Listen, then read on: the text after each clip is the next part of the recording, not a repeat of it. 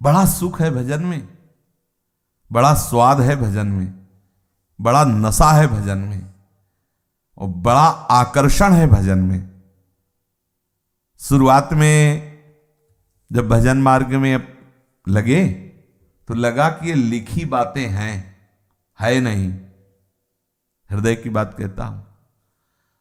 लगा कि नाम में नशा है, नाम में सुख है, नाम में आकर्षण है, नाम में शांति है, केवल लिखा है नहीं। क्योंकि देख रहे थे हम जब के शुरुआत थी ना भजन की, अशांति, घोर व्याकुलता। जैसे शांत सरोवर में कोई हाथी घुस जाए तो कैसा होता है, मथ के चला दे, ऐसे ही हृदय में मंथन प्रारंभ था, नाना प्रकार के। अब जब हाथी जाएगा तो वहां से मेढक कछुआ जितने छुपे सब निकलेंगे ना, तो ये सब विकार तो लगता है। इतना गंदगी तो पहले भी नहीं थी जब तो नाम जप नहीं करे। नाम जप से तो और गंदगी बढ़ रही, अशांति बढ़ रही, व्याकुलता बढ़ रही।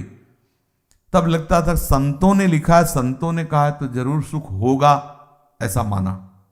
पूरे हम अपनी बात बता रहे अपने हृदय की। ऐसा माना कि संतों ने कहा है तो सुख होगा। विकार भी, अंदर से गंदी बातें भी, गंदा चिंतन भी, अश्रद्धा भी, अशांति भी, ये सब यात्रा है। बस एक बल था कि संतों ने कहा है तो संत जन आते रहते थे, तो स्वभाव में ऐसा बैठ गया था कि संत भगवान है और ये जो कहते हैं सत्य कहते हैं। बचपन से बैठा था, संतों ने कहा है तो जरूर होगा सुख। संतों के जब चरित्रों को पढ़ते तो लालसा बढ़ती, पर अपने को कुछ अनुभव नहीं होता। गुरुदेव के श्रीमुख से निकला कि नाम जप का प्रभाव तभी माना जाएगा जब रूप माधुरी आने लगे। जिस नाम को आप जप रहे हो उसके नाम ही आने लगे, तो लगा अभी नाम जप में कमी है। नाम जप रात्रि के 12-12 बजे तक, जैसे शाम से मंदिर में गुरु जी जहां विराजमान थे, तो शाम से वहां कोई नहीं आता तो बैठ जाते खूब, शाम सदाशिव, शाम सदाशिव, शाम सदाशिव, शाम सदा। वो मतलब दिमाग को एकदम उसी में जो हमें मंत्र मिला था और जो नाम मिला था उसी में बार बार बार बार बार बार। कुछ समय बाद एक रोना ऐसे आता है, मतलब क्यों रो रहे हैं ऐसे, कुछ एकदम ऐसे लगता है कि रोए, ऐसे ही धीरे धीरे धीरे धीरे।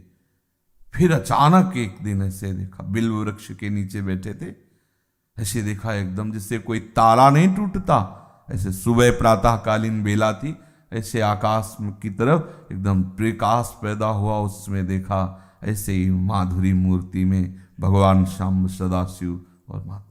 बस उस समय से लगा कि, और बस जीवन की जो उत्साह पूर्वक यात्रा हुई, अभी तक ऐसा था जैसे दिखाई नहीं दे रहा, बस पैर बढ़ाते चलो।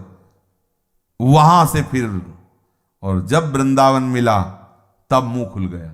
नहीं, मुंह नहीं खुला, ध्यान रखना, तब तक मुख नहीं खुला।